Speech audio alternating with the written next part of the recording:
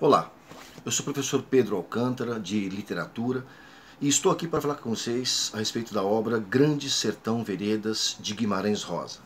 Bom, a principiar, Guimarães Rosa não é só um dos grandes autores da língua portuguesa. Ele é um dos maiores autores da literatura universal do século XX. Podemos colocar o Guimarães Rosa no mesmo patamar de William Faulkner, Jorge Luis Borges, Gabriel Garcia Marques, James Joyce e outros tantos grandes autores do século passado.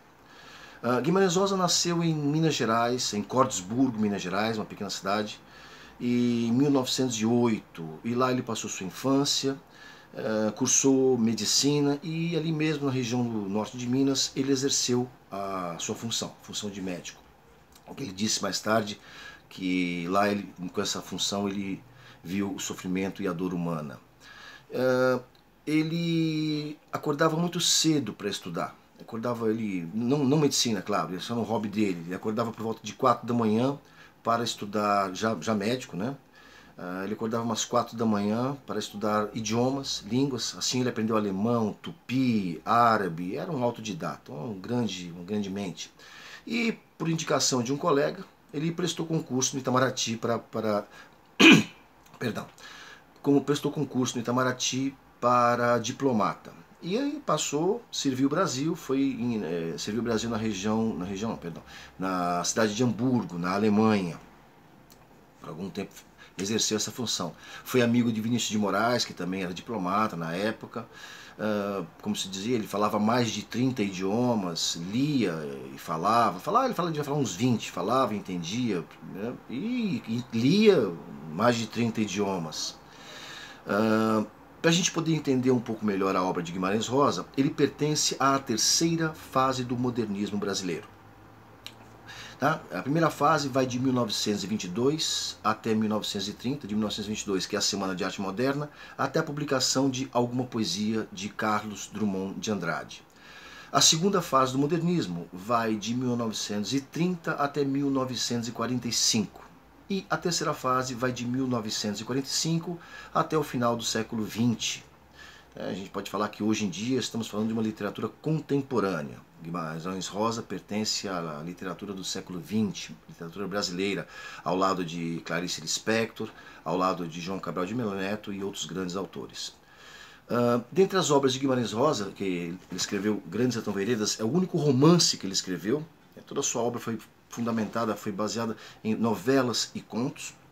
Ele estreou na literatura com já uma grande obra chamada Sagarana. Nessa obra aqui ele já estourou como grande escritor. Destaca-se nessa obra aqui o conto A Hora e a Vez, de Augusto Matraga. Depois ele lançou O Corpo de Baile, que é uma reunião de vários... Depois foi desmembrado o Corpo de Baile em Manuelzão e Miguelim.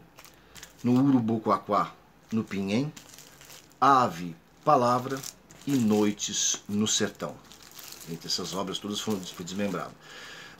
Ele também escreveu outros livros de conto, como é o caso de Primeiras Histórias. Aqui em Primeiras Histórias destaca-se o conto A Terceira Margem do Rio, que é uma obra-prima. Caetano Veloso já fez música a respeito desse conto, existe filme.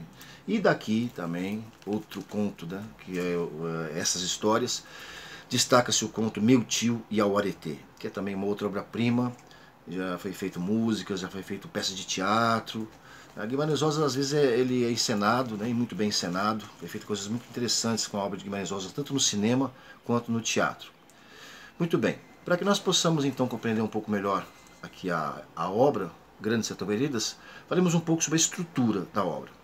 O narrador é em primeira pessoa.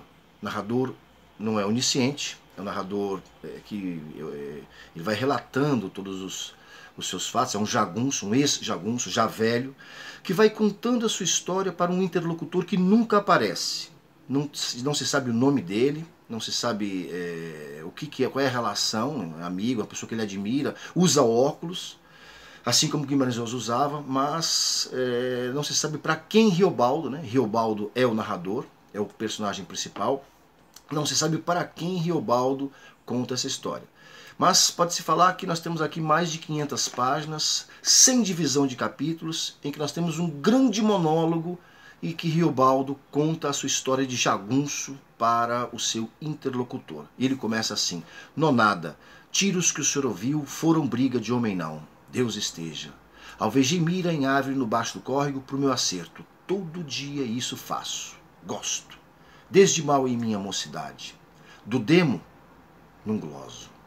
O senhor pergunte aos moradores: o diabo existe ou o diabo não existe? O tempo todo, na obra, ele questiona o fato de onde vem a maldade humana, de onde vem o mal. Tá? Das personagens que podemos citar nessa obra, o enredo gira em torno das aventuras da vida de Jagunço, de Riobaldo, que conta essa história. Ele tem um amigo chamado Diadorim, que ele conheceu quando criança. Depois eles passam vários anos sem se encontrar e se reencontram na vida de Jagunço, onde há tiroteios, há aventuras. Existem várias histórias que permeiam a narrativa. Dentre uma delas, a mais interessante, que eu acho particularmente, é a história de Maria Mutema, que assassina o marido. Ela coloca chumbo quente no ouvido do marido e ninguém sabe de que aquele homem morreu. Mais tarde, quando exumam o cadáver, balançam a caveira, a cabeça, e ouve-se o barulho da bolinha de chumbo sacudindo dentro da caveira. Então são várias histórias que ele vai contando, histórias de jagunço, de vinganças. E esse amigo dele, o Riobaldo tem esse amigo chamado Diadorim, que intimamente ele chama de Reinaldo. E o Reinaldo é alguém que ele tem assim, um grande fascínio, tanto porque eles são grandes amigos, conversam muito, são grandes companheiros, e ele acha Reinaldo muito bonito. Reinaldo tem olhos verdes, uma mão muito fina, é muito delicado, tem um sorriso muito bonito, e ele fica desnorteado com isso, porque como é que eu posso sentir? Aquela coisa vai queimando ele por dentro, vai destruindo, e ele vai sentindo uma grande angústia com toda essa situação, até que então acontece outra personagem importante dentro do enredo, é o Hermógenes. Hermógenes é o mal, a maldade.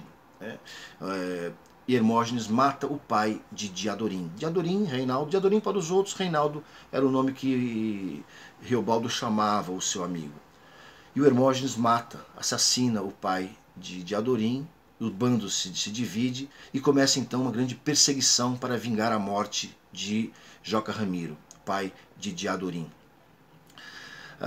No embate final, acontece que acaba a munição e Riobaldo está em cima do morro vendo o embate final, quando Diadorim se atraca a Hermógenes, já os dois sem munição, e com faca, um atracado ao outro, eles morrem os dois esfaqueados, agarrados um ao outro. Riobaldo vê essa cena, fica horrorizado, Pegam o corpo do amigo e levam para cima, para casa. E a mulher que vai lavar o corpo, todo cheio de sangue, joga água quente para poder dissolver o sangue já seco, pisado. E quando só ele e a mulher vão limpar o corpo, quando tiram a roupa, ele se depara e vê que Diadorim nada mais era do que uma donzela. Diadorim, o seu grande amigo, de anos e anos de jagunçagem, era nada mais nada menos que Maria Deodorina da Fé Bittencourt Martins, que nasceu para muito amar, sem gozo de amor. E assim ele comenta, ele se casa com a Otacília. No decorrer do romance, ele tem essa namorada, Otacília, que ele tem até medo que a Otacília se apaixone pelo amigo Reinaldo, que é muito bonito. Mas não, a Otacília tem raiva do Reinaldo. É claro que existe aí um subconsciente, que há uma competitividade, um ciúme um do outro. E o Reinaldo não gostava da Otacília também. Mais tarde ele se casa. A história é ele narrador, já velho, contando essa história toda, desde a infância dele até toda a vida dele de jagunçagem, para esse interlocutor, esse grande monólogo. Podemos falar então com foco narrativo em primeira pessoa. As personagens principais é o Diadorim, o Riobaldo, o Hermógenes, o tempo e o espaço. O tempo se dá desde quando eles são crianças, até mais ou menos quando ele fala assim, para velhice vou. Então quer dizer, mais ou menos aí uns 60 anos se dá o tempo da obra em si. O espaço é o sertão de Minas, o norte de Minas. Agora, uma coisa importante a se falar sobre Guimarães Rosa é que o sertão de Guimarães Rosa, o regionalismo de Guimarães Rosa, não é propriamente um regionalismo, tá? Pode-se falar que esse regionalismo é pano de fundo para que ele possa focar temas da mais alta universalidade.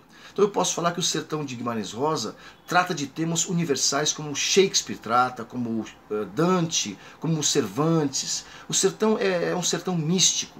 Então a gente pode falar, até a linguagem mesmo que Guimarães Rosa usa, parece a linguagem do sertanejo, do mineiro, mas não é.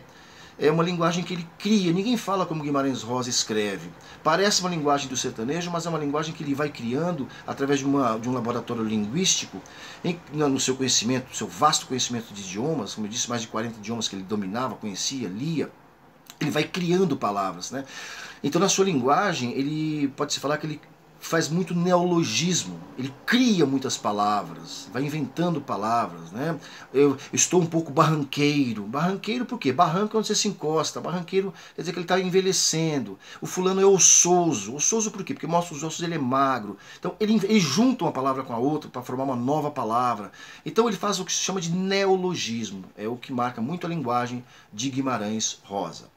Tá? Então o tempo, o espaço, a linguagem, como ele fala, o sertão está em toda parte, o sertão é o próprio universo, tá? O que podemos mais dizer?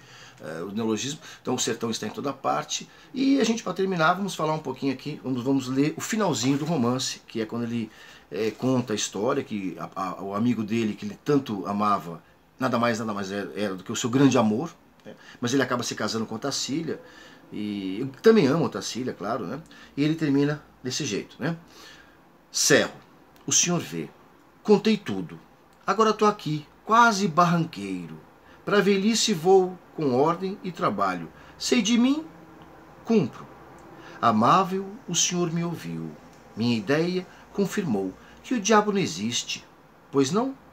O senhor é homem soberano, circunspecto, amigos somos, não nada. O diabo não há. É o que eu digo, se for, o que existe é homem humano. Travessia. Muito obrigado. Até a próxima.